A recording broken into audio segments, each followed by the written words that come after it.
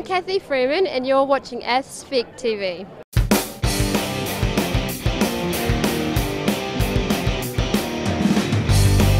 And you are watching Behind the 10. It's the premiership quarter of the XCR 11 season, past halfway, National Cross, National Walks and the World Championships in Daegu. They're all happening, Hamish.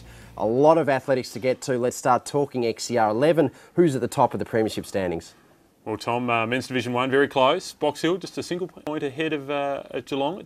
They've been dicing for the lead. They toughed it out over the Calder Brimbank, a giant hill with all the supporters on the side of it. It was very impressive, but Box Hill just snuck in front after a very strong run at the Sandown Relays. It's been very good. Steve Kelly somehow thought he was a cow or a horse or a sheep. Jumped the fence, did a bit of grazing. Very interesting footage that Asphic TV captured, exclusive to Asphic TV. In fact, we look at the women's side of things, Glenn Huntley dominating.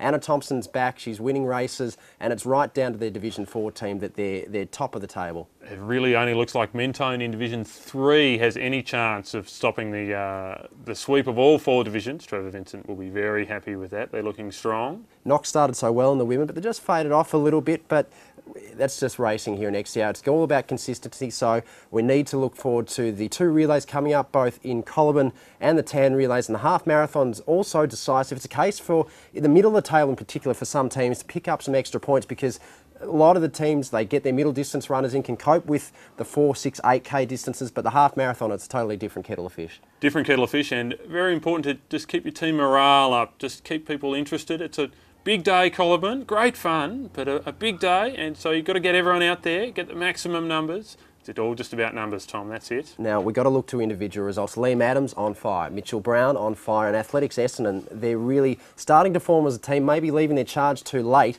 but next year they'll be ones to watch out with. They've gone back-to-back, both at Brimbank and also at the State Cross Country Championships, and they'll be wearing the big V, all importantly, at Canberra. Steve Kelly will be going to the National Cross. He's the defending champion from last year. Yes. He's 4th place at the national event in Brisbane.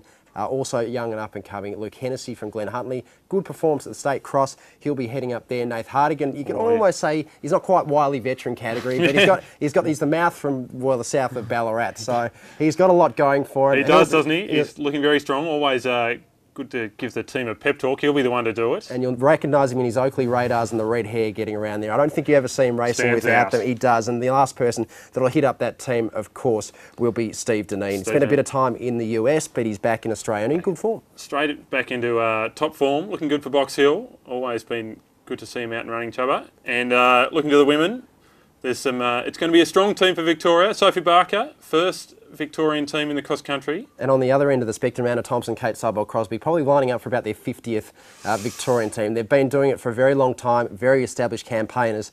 Amanda Paulin steps into the ranks. She had a great middle distance season. Also, Ali O'Kane back for a second year in the Big V, as is Lauren Crowe. So a lot to look forward to at National Cross. Quickly, the junior ranks, a lot to look forward to for the Big V. The Power girls in Lauren Courtney running very well there in their divisions. They won the Adidas All-School State titles. Zach Rouse in the boys. Looking great for Mornington. Cole Martin-Alcade's running quite well there for his club. Stepped up to seniors for Box Hill. And we're looking at people like Tessa Craig and Lee Rue, who's had a dominant season in XCR. But a lot was happening. One of our highlights of the XCR 11 season was the Brimbank. We just got a little bit of vision. The Calder Brimbank, it was all going off. It was everywhere. You haven't seen, everyone was yelling for Cadell overnight, but that's it was all the Calder Brimbank. Let's just have a look, because the cheering was phenomenal.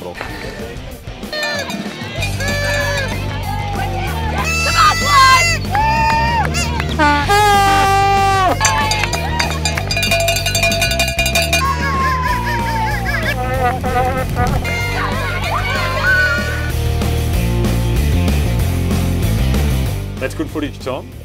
Keep an eye out for more footage from Asphic TV. We'll be up in Canberra for the National Cross Country and the walks as well. So second year covering those events, so great work by the Asphic TV team. We'll give ourselves a pat on the back for that. Bringing cross country to the masses, but the masses, the interest, it's IAAF World Championships, doesn't get any bigger. It's not far away, Tom. It's very exciting. On the track and field calendar in Daegu, but the Australian athletes, the pointy end is really on fire at the moment, and no more on fire than the megawatt. Mitchell Watt Australian record, knocked off jumping Jai Tarima's record. Dave Colbert's up and about all over the social media space. Excited. If he gave David Rudisha a 2-minute introduction at the Sydney Track Classic, it's going to be at least 5 minutes from Mitchell Watt on the runway next domestic season. But let's talk stats. 8.54, huge. He's got the 4 biggest jumps in the world this year. He did the 8.44 right here at Olympic Park, which Athletic TV was all over.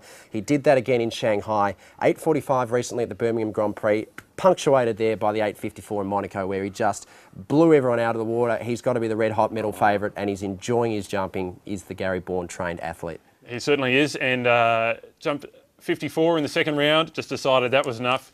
Why do you need to keep jumping if you jump 8.54? Just put it on the board early. Everyone's intimidated. There's nowhere to go. You just put the cue in the rack and said, I'm just going to leave this one until Daegu, where it's all going to happen. Someone else that's sizzling at the moment. Can we say sizzling Sally Pearson, or she's super Sally Pearson, or whatever you want to say. 4 from 4 in the Diamond League. Leading the Diamond race, knocking off everyone that the USA and the world can throw at her. And she's really focused. Her coach is up and about her performances.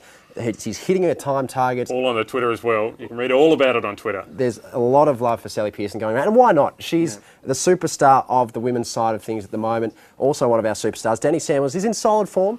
She's building back to a world title defence. Hasn't quite hit the form that got her the gold in Berlin. She came from the clouds a little bit in Berlin, so let's hope it happens again this time in Daegu. And we also got to look for Steve Hooker's made his way back. Bit of an inauspicious start there at his Diamond League debut in Monaco, but he's thereabouts. He's the great man. How can you write him off? He could do it on one leg. Maybe this time he'll do it on no legs. Well, you never know. Anything's possible for Steve Hooker. He jumps 6 metres and doesn't need all that many competitions to run in. That was his plan this season, was just to go in a little bit undercooked maybe for competition experience, but he's had a great preparation in the training track, so he's going well. And he's looking long term too for London. Yeah, of course. Now we look at also in the middle distance ranks, Jeff Risley got the nod onto the team. Yeah, 3.33, that was very impressive, looking good. Almost as impressive as that punch up that was at the Monaco Diamond League. Ricky Butler, what was he doing? I have no idea. I think they heard that Ryan Gregson got the nod on the Australian team as well, so they couldn't believe that. They're all in, but no, Ryan Gregson did extremely well to get his spot on the team. He'll be a good performer in Daegu. He's got the knack of just being able to win those championship style races. Sit and kick. Comes back to that 3.31 form.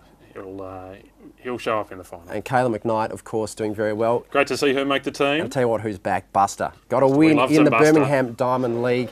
Look, maybe not the best of opposition. They were running the 3, but you've got to take confidence boosts as he ran off the front. He ran aggressively and really strong 2 laps. Yeah, exactly. So and he was smiling at the end. He was laughing to himself. He's up and he's very philosophical at the moment. He's always talking about living to fight another day if things don't quite go his way. But he's got the time.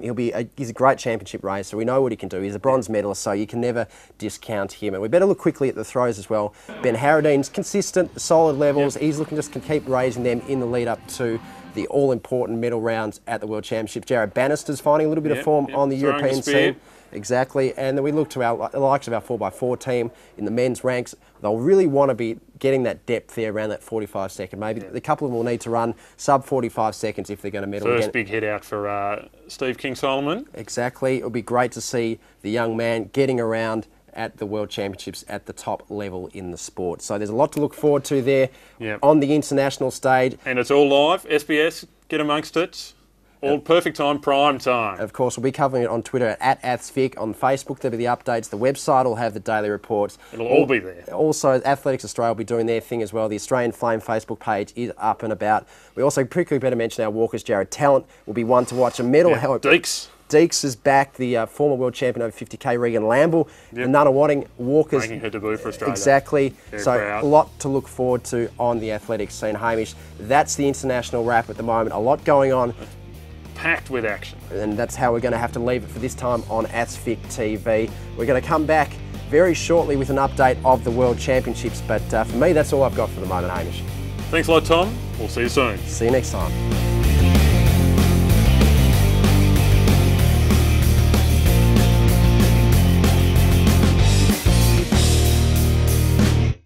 Be tough here at ASFIC TV without you. Oh, look, it'll just take away a little bit of my time commitments, but I'll leave it in your capable hands, Hamish. I saw you were out and about down at Sandown. You'll be fine. Yeah, I'm not sure about capable, Tom. It's pretty tough out there keeping those kids happy. They're a demanding crowd. Hi, welcome to the Sandown Road Relays for round 7 of the XCR season, and the atmosphere is hot.